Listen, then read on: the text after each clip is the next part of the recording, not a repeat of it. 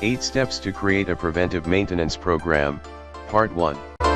Each and every facility is different, with different goals, assets, and resources.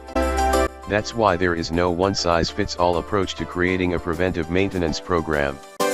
However, by using these 8 important elements, you can build an effective blueprint for success. Number 1. Establish and prioritize goals. The first step in building a successful preventive maintenance program is to sit down and lay out what you want to achieve. Every facility has different goals, and those goals influence all future decisions. Think about the reasons for wanting to create a structured preventive maintenance program and write them down. With everything that's going on, it's nearly impossible to go full steam ahead on all your goals. By prioritizing, you know where to focus your attention and resources first when establishing a blueprint for preventive maintenance.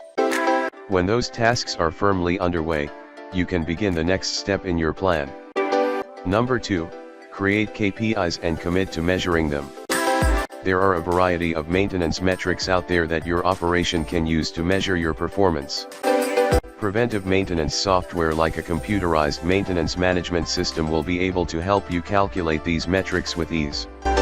Once you know which KPIs you'll be using to define the success, the next step is to create a framework for consistently measuring these metrics.